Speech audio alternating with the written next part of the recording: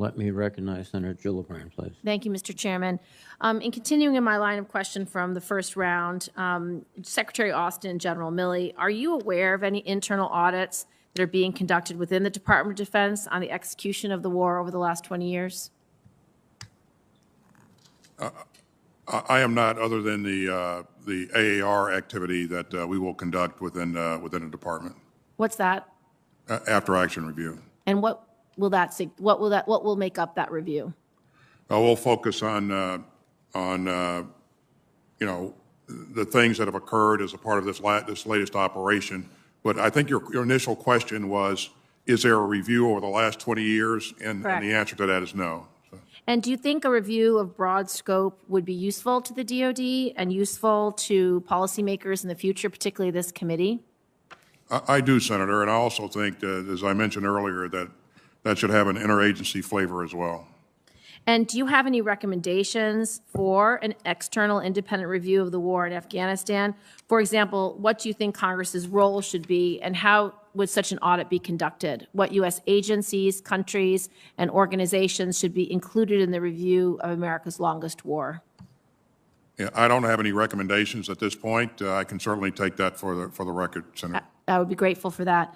Secretary Austin and General Milley, this is something that hits a little closer to home. A number of our diplomats, intelligence officers, and service members who assisted with evacuation, including the 10th Mountain Division from Fort Drum, New York, were subjected to acute trauma and chronic stress, a problem we are not unfamiliar with after the last 20 years of war in Afghanistan and Iraq. Families at Fort Drum have told my office it felt like a full deployment compressed into the time of a few weeks. Further, so many of our service members have lost their lives to suicide, which has been devastating. What is DoD doing to ensure that our combat veterans and their families are getting adequate mental health assessment and the resources they need? Well, thanks, Senator. I'll make a comment, and I'll let General Milley comment as well. I think you asked him as well. But you heard me say before that, you know, my belief is that mental health is health, period. And there should be no stigma associated with seeking help if you're dealing with issues. And I've encouraged the entire force, all of our leadership, to make sure that, number one, we have adequate resources available for our troops and our families, and number two, that they destigmatize the issue of assisting help with mental health issues. Senator, as you know, I commanded the 10th Mountain Division as well as Secretary Austin at one point. And that division is one of the most deployed divisions, along with the 101st Airborne Division out of Senator Blackburn's state. And there's significant mental health capability there to help the soldiers that were on this non-combatant evacuation. And they'll get immediate assessments upon redeployment. It's the normal procedure. And then those that need counseling, it's there. The key that we have to do is emphasize a culture of non-stigmatizing any sort of mental health issues that a soldier, sailor, airman, Marine have, and so that they feel free, they can seek out the counseling we have available. Thank you. I'd like to follow up on the line of questioning that Senator Ernst started.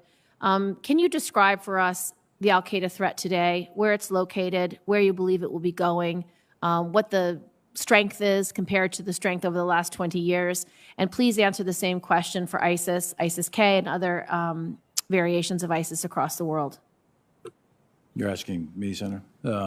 Yes, General Milley first, and then Secretary Austin. So first, I think it would be good to handle it in some detail in the classified session, but in an unclassified session, I would say that the al-Qaeda threat globally is still there. The threat in Afghanistan has an opportunity now to potentially reconstitute, although it's been ripped apart pretty steadily over 20 years. And al-Qaeda has displaced other parts of the world with their affiliates in East Africa, for example, Al-Shabaab or AQAP down in Yemen, also in the Maghreb, et cetera. So there's several affiliates worldwide, some of which are quite capable and definitely have aspirations to attack the United States. With respect to ISIS, we saw ISIS core in Iraq and Iraq and all that. That was all ripped apart, but they still exist up there, by the way. And ISIS has found a new home in parts of Afghanistan, although right now they're at war essentially with the Taliban. But ISIS has affiliates as well in other parts of the world because of their brutality. So there are other regions of the world which have high concentrations of very lethal terrorist organizations that have aspirations to conduct operations against the United States.